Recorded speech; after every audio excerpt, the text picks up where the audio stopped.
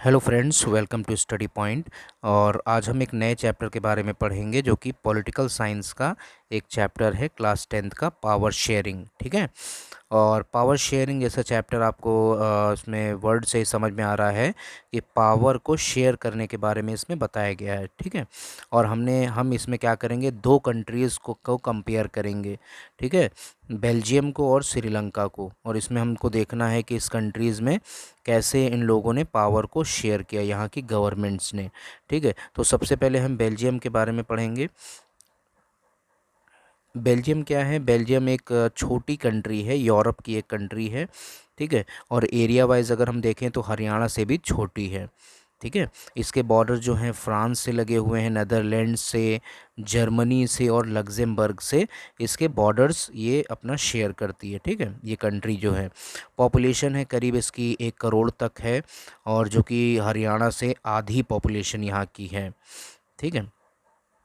The ethnic composition, यहाँ जो word ethnic आया है, एथनिक का मतलब होता है जैसे जो सोशल ग्रुप्स होते हैं। ठीक है। जैसे मान लो एक तरह का कल्चर है, या एक तरह का पहनावा है, या लैंग्वेज एक तरह की है। ठीक है। तो उसमें जो ग्रुप बन जाता है वो एथनिक होता है, एथनिक ग्रुप होता है। जैसे हिल स्टेशंस जैसे हम जाते हैं तो वहाँ पे हर एक रिलीजन के लोग रहते हैं, लेकिन उनका क्या है, उनका रहना और जो है लैंग्वेज हर एक चीज़ सेम रहती है। ठीक है। तो वो एक एक तरह का ग्रुप होता है, एथनिक ग्रुप होता है वो। सो एथनिक कॉम्पोजिशन, इस कंट्री के जो एथनिक कॉम्पोजिशन या सोसाइटी, सोशल में जिस तरह से लोग रहते हैं वो बहुत ही कॉम्प्लेक्स है। उसको हम लोग समझेंगे यहाँ से। 59% यहाँ पे बताया गया है, जो 59% पॉपुलेशन यहाँ पे रहती है वो फ्लेमिश रीजन में रहती है, वहाँ का जो क्षेत्र है, और डच लैंग्वेज बोलती है। ठीक है। कंट्री वाइज अगर हम देखें तो सबसे ज़्यादा लैंग्वेज बोली जाने वाली लैंग्वेज जो है वो डच लैंग्वेज है। आप यहाँ पर मैप में भी आप देख सकते हैं फ्लेमिश रीजन। ठीक है। ये जो येलो का पार्ट है, ये ये जो येलो वाला पार्ट है फ्लेमिश यानी डच स्पीकिंग। और यहाँ पर ये वाला हिस्सा जो काफ़ी बड़ा हिस्सा है, ये वाला जो पूरा हिस्सा है, ये क्या है, फ्लेमिश रीजन है। यहाँ पर डच लैंग्वेज बोली जाती है। ठीक है। और उसके बाद जो 40% लोग हैं, उसके बाद जो 40% लोग हैं, ये क्या बोलते हैं, ये वॉलोनिया रीजन में रहते हैं और फ्रेंच लैंग्वेज बोलते हैं। यानी कंट्री वाइज अगर हम देखें तो सेकंड लैंग्वेज जो बोली जाती है वो है वो फ्रेंच लैंग्वेज है, 40% लोग बोलते हैं और वॉलोनिया रीजन में रहते हैं। ठीक है।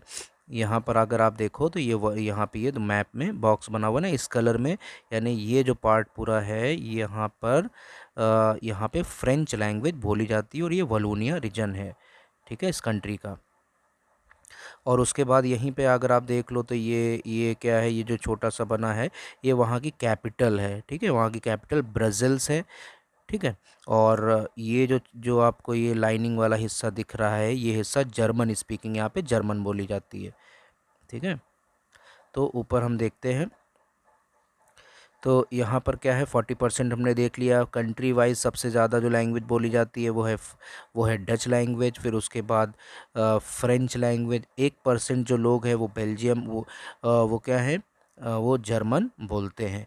कैपिटल कैपिटल में क्या सिस्टम है, ठीक है, ये कंट्री वाइज हमने देखा। कैपिटल जो सिटी उनकी है ब्राज़ील्स की, उसमें 80% सबसे ज़्यादा लोग फ्रेंच बोलते हैं। ठीक है। यानी कंट्री वाइज हमने देखा था 40% लोग फ्रेंच बोलते हैं। ठीक है। और यहाँ पर 80% जो कैपिटल है वहाँ पर 80% लोग फ्रेंच बोलते हैं, 20% लोग डच बोलते हैं। ठीक है। यानी बिल्कुल उल्टा है। जो कंट्री वाइज जो मेजॉरिटी में है वो जो कैपिटल है उसमें वो लोग माइनॉरिटी में आ रहे हैं। ठीक है। और जो माइनॉरिटी में हैं कंट्री वाइज, वो यहाँ पर मेजॉरिटी में आ रहे हैं। ठीक है।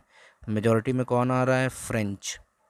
कंट्री में कौन मेजॉरिटी में, जो कैपिटल है, कैपिटल सिटी में मेजॉरिटी में कौन आ रहा है, फ्रेंच आ रहे हैं। फ्रेंच स्पीकिंग जो बोलने वाले हैं, और डच स्पीकिंग बोलने वाले जो स्पीकिंग पीपल हैं वो माइनॉरिटी में है सिटी, उसकी कैपिटल में। ठीक है। माइनॉरिटी, अब यहाँ पर जो जो फ्रेंच स्पीकिंग लोग जो हैं, जो ये क्या हैं, ये रिच लोग हैं, बहुत पावरफुल हैं, बहुत पैसे वाले हैं। ठीक है। और डच स्पीकिंग जो लोग हैं इनको इकोनॉमिक डेवलपमेंट का फ़ायदा बहुत देर में हुआ। ठीक है, इकोनॉमिक यानी यहाँ पर जो डेवलपमेंट हुआ और यहाँ पे जो एजुकेशन आया इन लोगों में वो काफ़ी देर में आया। ठीक है, जो डच स्पीकिंग पीपल हैं। और इस तरह से क्या हुआ, अब यहाँ पर हम देख सकते हैं एक तरह से कि लोग एक तरह से यहाँ पर हम क्या देख सकते हैं यहाँ पे डाइवर्सिटी देख रहे हैं। ठीक है, यहाँ पे दो तरह के लोग यहाँ पे रहते हैं, तो एक तरह से डाइवर्सिटी है। टेंशन भी इन दोनों में रहती है, डच स्पीकिंग में और फ्रेंच स्पीकिंग में टेंशन रही है इस ईयर में। 1950s से लेकर 1960s के बीच में इन दोनों ग्रुप में एक तरह से टेंशन रही है। ठीक है, ब्रजल्स में बहुत ज़्यादा दिखाई देती है। Brussels presented a special problem. The Dutch speaking constitute a majority. अब कंट्री वाइज हम देख रहे हैं डच लोग ज़्यादा हैं। ठीक है, लेकिन कैपिटल में क्या है, वो यहाँ पे माइनॉरिटी है। तो हम लोग अगला जो है हम लोग अगले वीडियो में इसके आगे का देखेंगे श्रीलंका के बारे में। ठीक है, तो इस वीडियो में इतना ही। Thank you so much for watching.